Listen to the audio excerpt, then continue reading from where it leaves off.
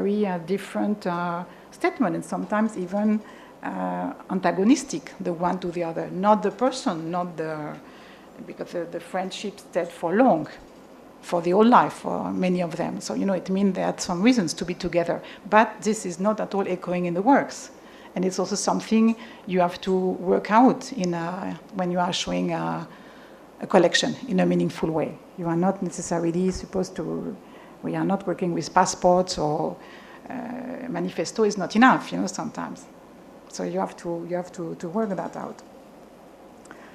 And so now, how am I with time? Because I didn't know what I should have done. So I think that, and where we are now, it seems to me that when we are discussing, again, I can't give you a recipe because I'm daily busy and sometimes fighting with my team at the museum in order to show things more precisely and trying to deconstruct certain massive assumptions of what the modern has been or should have been. And I think that where we are now, we should work more consciously in terms of, and it's a very Indian situation, connected modernity. I'm really retaking here Subramanian idea of connected histories. Even so, when you are French and you know a little bit of your history, you could say that Subramanian knew probably quite well Fernand Braudel and the Mediterranean in the time of Philip II, which was the whole idea of a very consistent, networked and networking world in the 16th century. Braudel being probably the first historian able to deal with the very complicated fact that the modern, so his modern, which is Renaissance and after, is a moment where you have something of a system which is building up, which is built. And a system doesn't mean that everything is the same inside. A system is also including many tensions, many contradictions. But you know that, and Braudel knew that, even if he expressed that with the tools and the needs of his time, Braudel being very involved in the Second World War and being very aware of historical issues, that in a way there is no exteriority to modernity. So when there is a system, the system is for everybody. Even so, again, it's not the same for everybody. You can have very dissymmetric. And, when you are polite, you say dissymmetric. When you are less polite, you say unequal, inegal relations. And of course, you have many, many dissymmetries and inequality and inequities in a system. But the modern system is really, it began at this time, and it's something you can see more. By formation, I'm Americanist. I was supposed to be teaching Spanish and Portuguese. So it's something you see very early in the discoveries of the America, that there is a system built. Of course, not smart, but there is nobody outside and nothing outside of the system. And when it comes to these connected modernities, it's maybe meaning that these days we have to work in a more, we know it, but it's one thing to know it, another thing to do. We have to be much more aware of the translocal reality. So being able to articulate one artist, one work with very different places, and in a way deconstructing the nationalistic narratives, because I think it's sometimes very misguiding.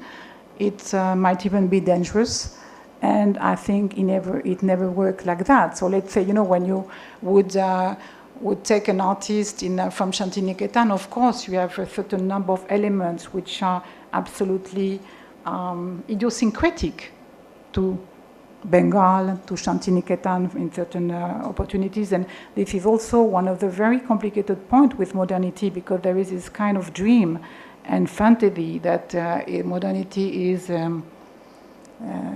has to do with transparency, it has to do with immediate and full translation, when we know that modernity has also to do with opacities, and that part of the opacities has to do, you have some much more dangerous, but has to do than this one.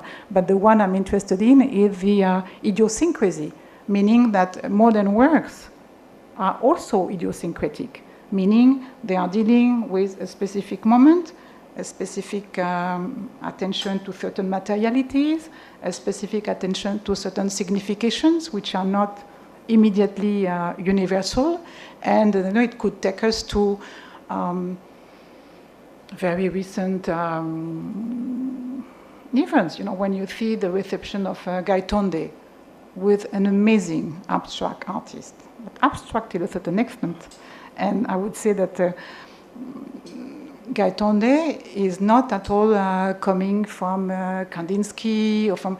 It's the genealogy, the thinking, the spiritual aspect of it, but also the material aspect of it. The materiality of his work is deeply rooted in Asian tradition. So it's another genealogy of the modern, and it's something you have to inscribe, because it's a little bit different than Tobey. Tobey, maybe you don't know him, is not as well as they were 30 years ago, but Mark Tobey is an artist from the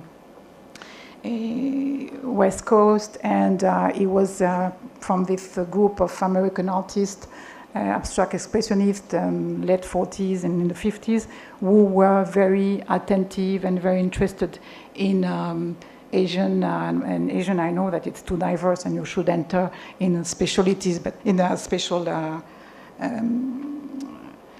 thinking and special places. But Mark Tobey was very interested in Zen and Japanese practices, and it's something which is visible in his work, but his work is very different from Gaitonde. So it's not enough where it's coming from. But Gaitonde is, you have a genealogy of the abstraction which is coming from a very different background than certain part of the American or Polish or European abstraction. And even when you say European, you have so many ways of being abstract. So meaning that this idiosyncrasy is very important. And there is another point when we work with Gaitonde, and this has more to do with the way we should work between museums and trying to be precise. And when we're introducing artists, it seems to me that it's between the technical, but it has also some content repercussions. One of the reasons why you have such a good reception for Gaitonde, apart from the fact that he's an amazing artist, or Nasrin Mohammedi, it has also to do with the fact that they're abstract. And it's a theme, and I think it's always a fantasy, but it seems to many people that it's easier, it's closer, and I think it's a very big problem, this to keep the audience thinking about abstraction as in a way better, more modern, more I don't know what, when many expressions developed in and this is, we would say Asia is very big, but I remember visiting for the first time a huge exhibition of modern art from Southeast Asia. So Southeast Asia, for speaking fast, it's all Asia apart from China and India, and in the National Gallery, Singapore. And I was there, and it was luxury because I could see the exhibition 2 or 3, one day after the other. I was going back. And the first day, after a few hours, I said, there is something, and I was not completely conscious about, it's amazing, this exhibition. There is no abstraction, representations. So the point, after a while, you begin to understand that what you have to think about, what you have to identify, what you have to evaluate and think, is about very different representational decisions. And Effendi is not deciding like Sujojono, and Sujojono is not, and so on and so forth.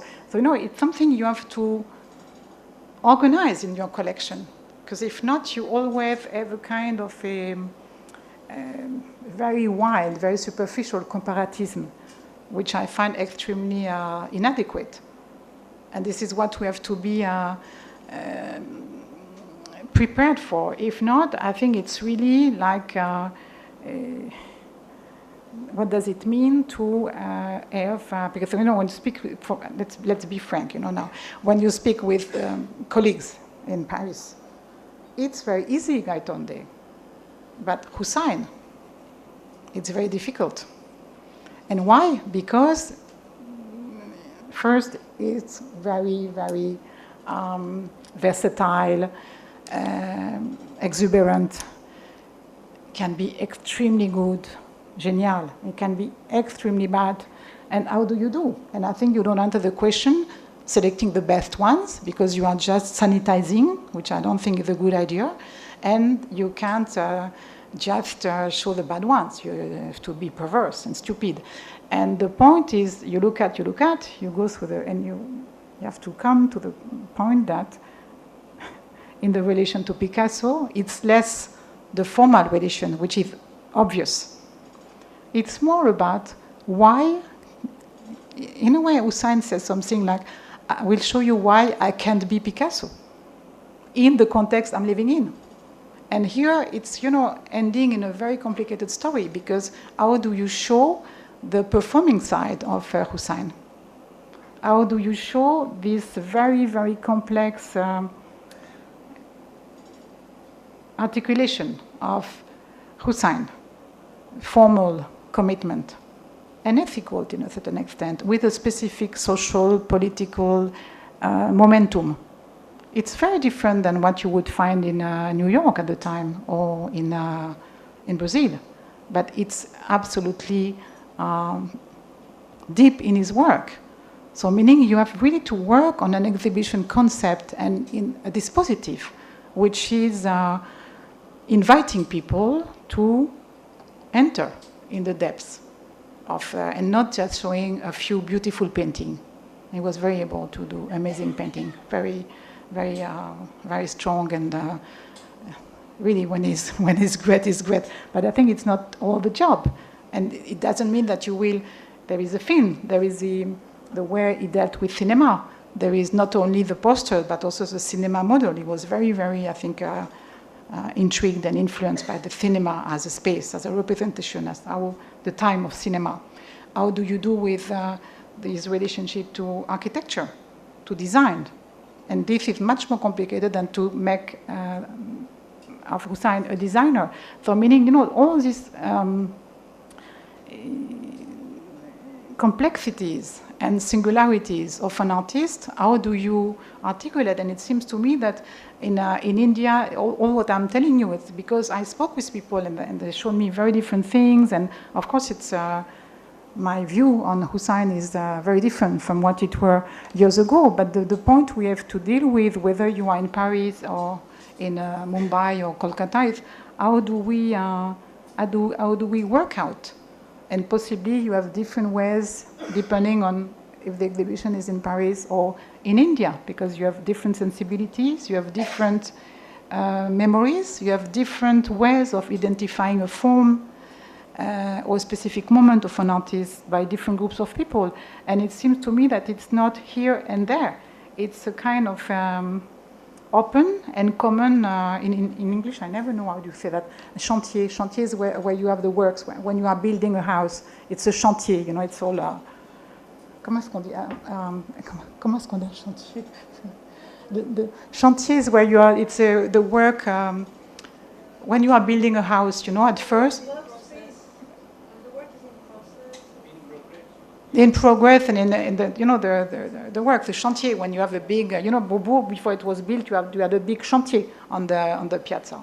So I think it seems to me that these days, when I would go back to the beginning, so future of museums, it's not only sharing what I sometimes discuss with my colleagues and what I call the collectionnite aiguë. So collectionnite aiguë, it's like a medical metaphor, that when you want to collect, and you just put things together, and you don't know how to put them together, and so on and so forth. It's not only keeping on collecting. The question is, how do you show, how do you share, and how do you complexify, how do you have more dialectical presentations of your collection? And one of the ways is to be more and more open to sharing collections, to conceiving together. And by sharing collection, you have different ways, because I know that there are some limitations. In India, you have this heritage issue that certain artists, which I think it's bothering us, but I think that globally it's safer, I would say. I'm not against it bothering us, because for certain works we would love to have them in an easier way, but I think it's very, very safe to keep certain works outside from the that it doesn't go out of the country. We have the same. It's a Trésor National, that you can sell it, but not outside from the country, which is another way of doing. But it seems to me that it's really a very difficult moment, and we have to be. We don't have to be ingenuous. It's a very tough moment. Less money, very offensive market, and more modern icons, which are outside the reach of any museum apart from MoMA, Metropolitan, and a few Russian or Chinese tycoons. So it's part of the deal. When you come to Indian art, you are in a way lucky, because you still have a lot of major works in the country.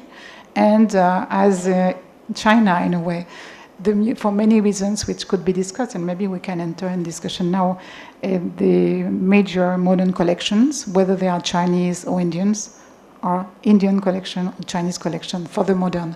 And I think it says a lot, and not only because simplistic people will say, okay, they are nationalistic, they just, no, I think it has to do with the construction of the country, the construction of the history, the way works were collected, and it seems to me that the non-presence, or let's say the limited presence of non-Indian modern in the country doesn't equal no interest.